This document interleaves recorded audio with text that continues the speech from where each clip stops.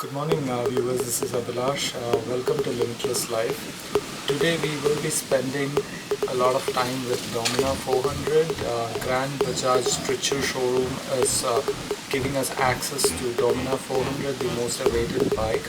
So we will try to spend a lot of time with Dominar 400. We'll try to get more details about the bike, and I will try to collect as much as information as possible and share it with you guys. So I'm just trying to get ready and so that we can head out to the showroom. So I'll see you guys from there.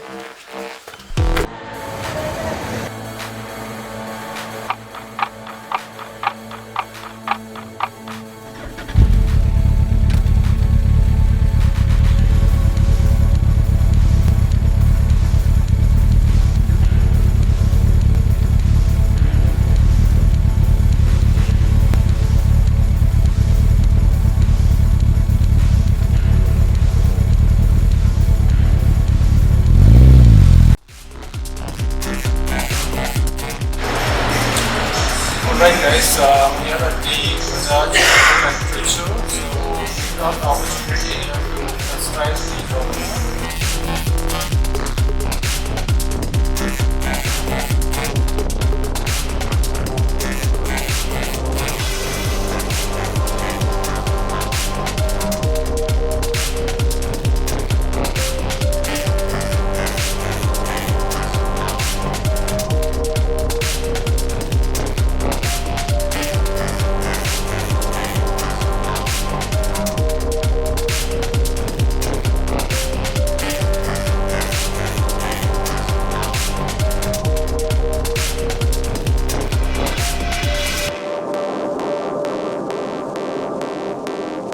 Let me walk you through the features of Dominar 400. Dominar 400 headlight comes with ceramic LED with auto headlamp on. It gets beautiful alloy with 110/70 17 inches front wheel along with a 43 telescopic fork. The horn is really bad like any other Bajaj bikes. It gets a lot of fiber casing on it, so you need to be very careful. Even the fuel tank is inserted in a fiber casing, so you have to be careful on that. That's a parameter frame. It gets a multi-step adjustable monoshock nitrox filled 77 diameter shock absorber in the rear, and the back wheels are 150/60 17 inches, and the 230 single disc brake in the back. And for a higher exhaust knob, what you can do is you can remove the exhaust muffler, and you'll get with the clamp underneath you'll get an higher racing performance exhaust. Talking about the engine, it's a 373cc triple spark 4-valve DTSI engine, closed fuel injection, liquid cooled single cylinder, working altitude 18,380 feet above sea level, and the switches are neatly placed like in any other bikes, and it looks premium quality. It feels also premium quality, and the tank, like I said, there's a lot of fiber in there. Now that is a slipper clutch for easy gear shifting and downshifting, and even throttle is smooth. It's good. This was something new. Deepak was explaining. Bajaj has got a converter under the seat which will help the gaseous fuel converter back into petrol, so we get the complete benefit of the petrol. We measured the seat. The rear is 30 centimeters long and 20 centimeters wide, which is pretty much the same like any other bikes. Even the front is pretty much same like the other bikes, so I don't find much of a difference there. Since it also falls on a touring bike segment, I decided to take measurements to make sure there is enough space to put saddlebags on both the sides. It looks like there is enough space on both the sides to put saddlebags, so it should not be a problem going on long trips. So you can have touring saddlebags on the bike. So there was a lot of space underneath my thighs, and even my hand posture was straight. Might cause a problem in later. I tried the pillion seats. Like any other bikes, it didn't cover a lot of area. Since it's a touring bike, I don't know how comfortable will be for the pillion on going on long rides. I wanted a second opinion, so I asked my wife to try. She tried the seats, and she also had the same comment that it might not be very comfortable for long. I wanted to check out the bike in the dark, so this is how it looks. It looks very beautiful, wonderful bike, and the lights are really good. It's all LED lights. Now the daylight, this is the daylight, and once you start the engine, then it's automatic headlight on. So this is how the headlight, the low beam looks. That's the high beam, that's the pass light. So this is how your headlight on low beam and high beam. And now the exhaust knob. This is how it sounds.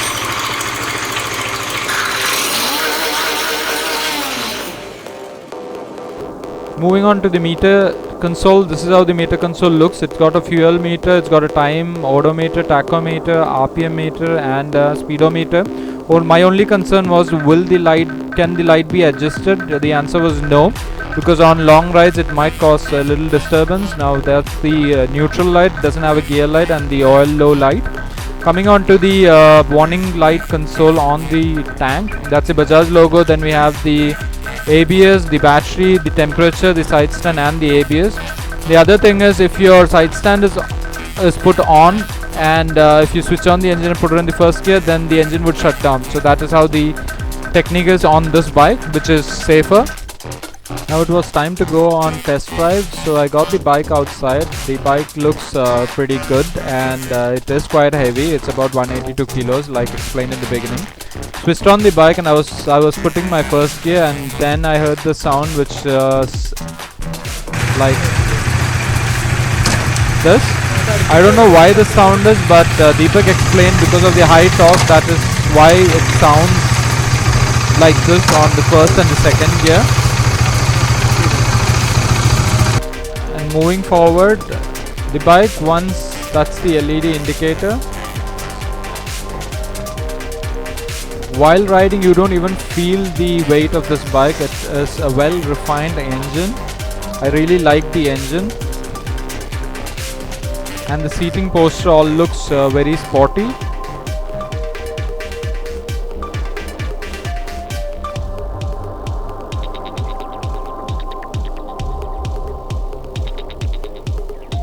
I also wanted to show you guys how it would look having a pillion on the bike. Now it's time to check the engine. So in traffic, I didn't find a pain at all in maneuvering the bike. The engine is so refined that you will definitely fall in love with the bike. It's not a sports bike, it falls in the power cruiser bike, so you cannot expect the performance like KTM Duke 390. But you will definitely love maneuvering the bike, and even running on slow speeds, you will definitely love going on touring with this bike. The engine is so refined, I really like the engine. Now it's time to check the brakes. The ABS version is what I'm riding right now. It's very good brakes. It stops wherever you want. The brake is always available. So I felt really good with it. Now the exciting part, let's see what this engine could deliver. So we decided to do the top speed on this bike. Let's see how much it could go. But it feels so light, and the engine is so refined. The power delivery is so smooth and quick. Reaching from 0 to 100 was within no time before you even know. I really like the engine, and I'm sure that everyone who rides this bike would definitely fall in love with the engine because it's so refined. Only problem, uneasiness I was feeling moving out from a cruiser bike onto a sports cruiser was the wind drag. It kept pulling me, so that was the only uneasiness that I was feeling. And even riding on lower speeds like 60s or 70s, it's a cakewalk. It feels really good, and the power delivery is also pretty good and refined. So now we are coming to the end of our ride session, and parking on smaller slots is not a difficult thing at all. So I did a test drive with Dominar 400. Now we've got the advisor here. This is Deepak, very good friend. So he had been explaining everything to me about the Dominar 400, about the specification, the service, and about the warranty. So I would want him to tell you guys about the service and the warranty first, and then we'll get into the details about the bike. So Deepak, can you tell me about the service, about this, how was the company offering the service?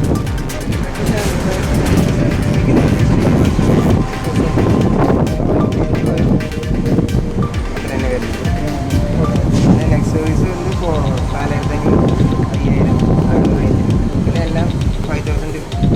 5,000 kilometers service. Oil change every 10,000.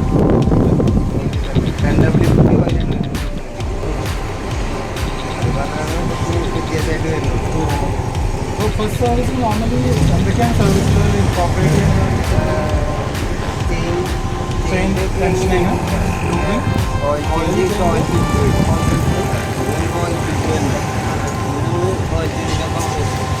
വേറെ 2 features ഉണ്ട്. Extra 2 features സാധാരണ ബൈക്കിൽ അത് change ചെയ്യും. അത് change ചെയ്യും. Speed നമുക്ക് ഇവിടെ ഇത് കാണിക്കും. മാക്സിമം മിനിമം ലെവൽ കുറയുന്നതനുസരിച്ച് ടോപ്പ് അപ്പ് ചെയ്ത് കൊടുക്കാം. 30,000 കിലോമീറ്റർ 2 years അല്ലെങ്കിൽ 30,000.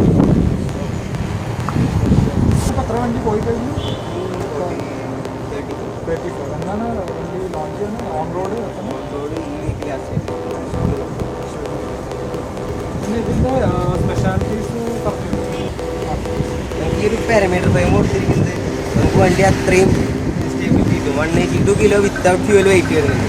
ആ വെയിറ്റ് നമുക്ക് ഈ ഒരു പാരാമീറ്റർ ഫ്രെയിം കൊണ്ട് മാത്രം നമുക്ക് കിട്ടില്ല. നമുക്ക് സിമ്പിളായിട്ടൊരു ചെറിയ വണ്ടി ട്രാഫിക്കിൽ കൂടെ എടുത്തുകൊണ്ട് പോകണ പോലെ തന്നെ അതേ അത്രയും സിമ്പിളായിട്ട് കിട്ടും.